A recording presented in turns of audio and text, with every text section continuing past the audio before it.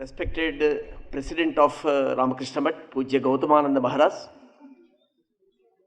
and Honorable Ministry of Health, Naddaji, former Rajya Sabha member Tarun Vijayji, Dr. Chandrasekharji, or Dr.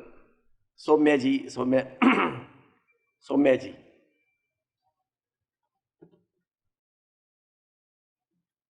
Before I read the resolutions, I am just reading the message given by Param Pujaniya Sarsanga Chalak of Rashtriya Swayamsevak Sangh, Mohanji Bhagwat, which is not printed in the souvenir because the message came late. So I am reading the message.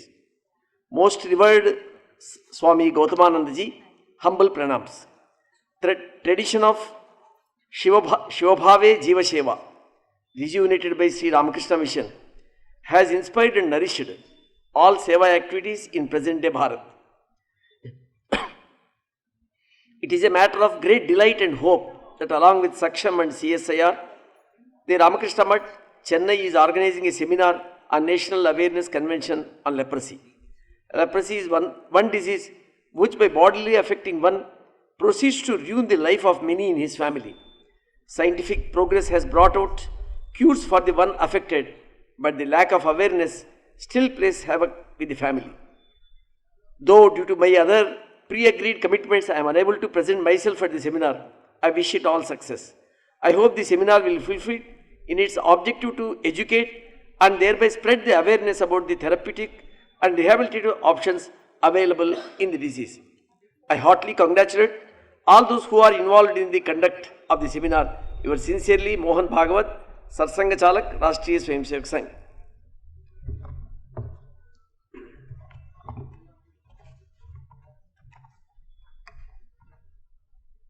So a team of doctors from Ramakrishna Math, Saksham and CLRI, and also Dr. Katoch, Dr. our Chaudhary ji, Dr. Chandruji, our former Justice High Court. So they prepared these resolutions in three categories: medical, social and legal. So before we submit it to the Honorable Health Minister, I will read it. So National Awareness Convention Committee on Leprosy appeals the Government of India to consider the following points to empower leprosy afflicted persons, LAPs, and create leprosy-free India soon. Medical. We request the initiation of strategy by which early detection of cases and their treatment are possible so as to prevent deformities. The initiation of sustainable mission mode programs for leprosy elimination and rehabilitation through various governmental agencies. Monitoring of drug supply and treatment for leprosy similar to DOTS, Direct Observation Treatment Short Course, followed for TB Control Strategy Program. The establishment of multidisciplinary approach involving experts such as dermatologists, clinical psychologists, physiotherapists, occupational therapists, and scientists for leprosy control, rehabilitative and R&D activities including vaccine development. Encouragement of rehabilitative activities for treatment of chronic wounds of LAPs through government schemes. The formulation of a central referral registry system with e-governance for leprosy. Social. We request direction to mass media for spreading awareness about this curable disease to public. The introduction of scientific facts about leprosy in school textbooks for better awareness among children. The empowerment of LAPs through formation of self-help groups, entrepreneurship training programs, and small and micro enterprises financial schemes.